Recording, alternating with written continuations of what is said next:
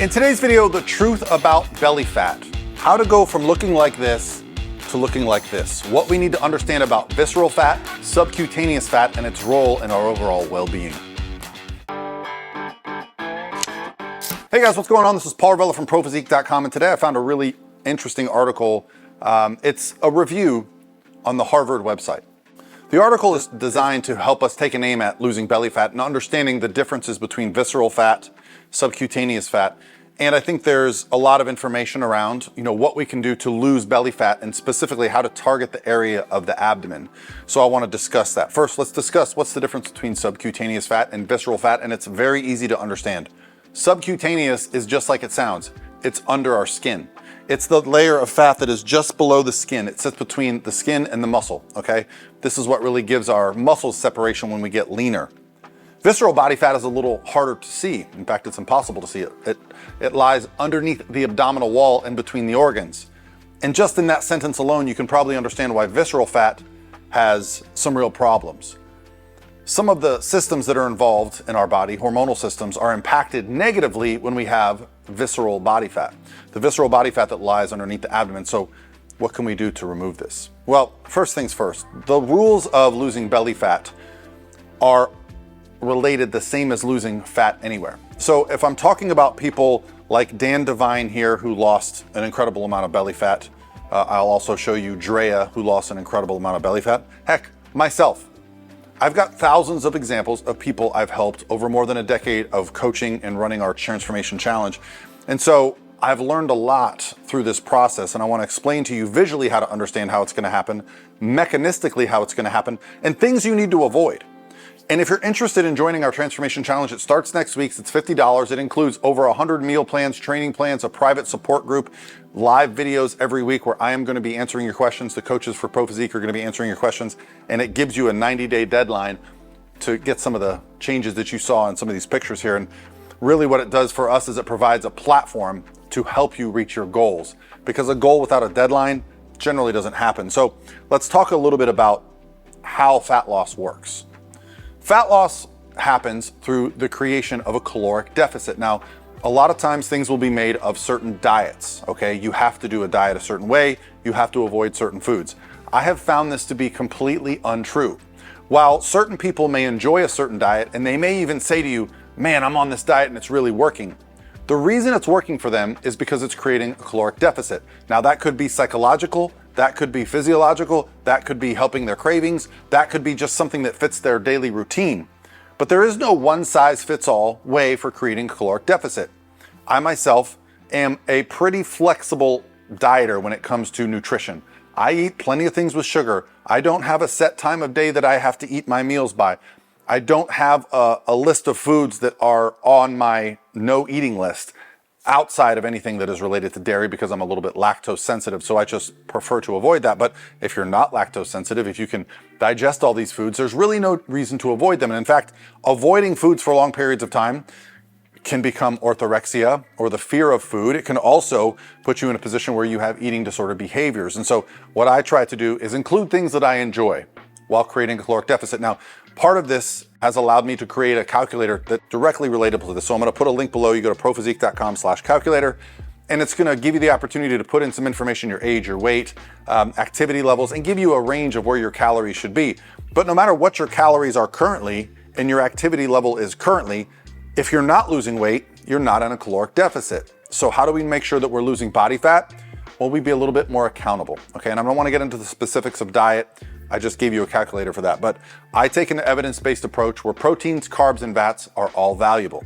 So when it comes to losing body fat, it's about creating a caloric deficit through our activity, through our diet.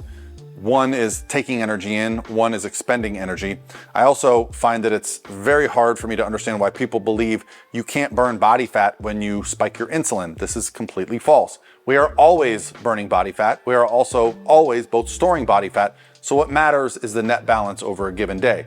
If you spike your blood sugar really high, need a bunch of calories at noon, but then don't eat the rest of the day, guess what? You're probably gonna end up in a caloric deficit. And even though you spiked your insulin and you had all this food, you balance it out through the rest of the day. Again, I prefer to space my meals out 3 or 4 a day, but there are days when I only get 1 or 2. Life happens, things happen. And if I'm creating a caloric deficit, you're gonna lose that belly fat. Now, the belly fat is part of the body that tends to lose fat last. Although visceral fat, what I mentioned, the dangerous stuff that's underneath the abdomen, that is when body fat typically is higher. So how do you know if you're at risk for having a little bit of visceral fat? I'll tell you, what I've noticed is in the studies and the research, the measurement of the waist is greater than half of your height, okay? So take your height in inches and then check your waist measurement. You can also do it in centimeters, I suppose, but I'm an American, so I like to do everything in inches. And when I found that, I thought it was very interesting because it worked perfectly on me. As I know, my belly is well below half, and I have pretty visible abdominals at this point in my life pretty much year round. And so I've created a lifestyle that allows that to happen. That wasn't always the case. Here is me with 40 pounds more fat than I have right now. I was almost 250 pounds in this picture. And I've gotten incredibly shredded. I'll show you a picture here where I'm, damn near 5% body fat, winning some of these bodybuilding trophies.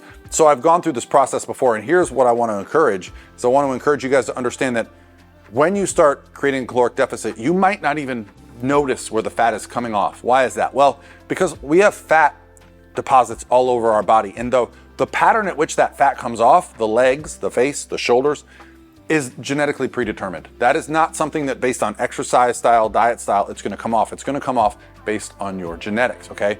Now for men, a lot of that body fat is on the lower back, the love handles, the lower abdomen, right? So what happens when we start losing weight? It doesn't necessarily come off there right away. It starts to come off all other areas. Think of it like unrolling a paper towel roll, right? If you've got a paper towel roll and at the center of it are the paper towels that are the belly fat, the lower back fat, you've got to get, depending on how much body fat you have, you've got to start on the outside and work your way down, okay? Then and only then are you going to be targeting that belly fat. Now, what I find is that visceral fat is typically body fats that are a little bit higher, okay? So when you start getting into the obese weight ranges, okay, if you're measured as obese or a risk of obesity, that's when you're going to start to have that visceral body fat.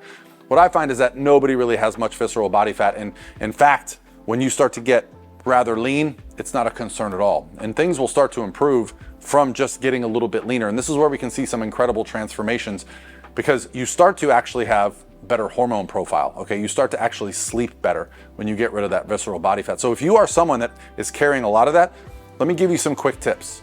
Walk 30 minutes every day.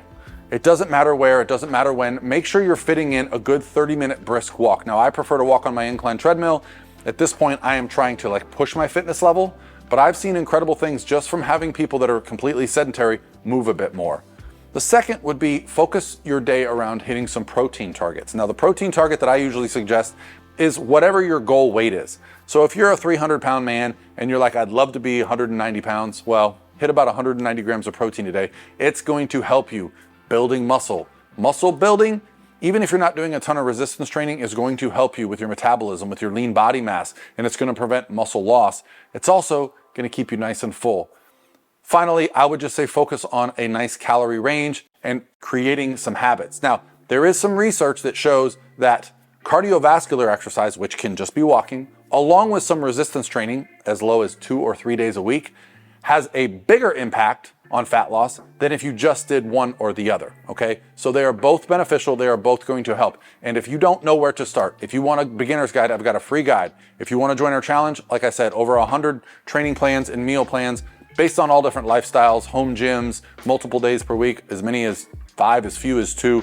And I think we even have meal plans that are including things like vegan and vegetarian because we want to provide that. And if there's something that we're not providing, guess what? Ask us, we will provide. This challenge is about helping you guys reach your goals and understanding that visceral body fat, belly fat, it's not so much about what you do, it's more about how long you are able to sustain it, okay? It's not about being perfect or, doing some drastic approach. I've never sat in a cold tub. I've never worried about my seed oils. I've never worried about how much sugar I'm taking in. But what I have done is paid attention to my macros, protein, carbs, fats, and how much cardiovascular exercise I get. And I do like to go to the gym 3 to 5 days a week, okay? I might even play some sports. Once you start doing those things, you're gonna find your body morphs and changes, and then you can get some extreme results just based on how lean you wanna be. I know not everybody wants to be as lean as me, and that's great, but I want you guys to have control over your own life.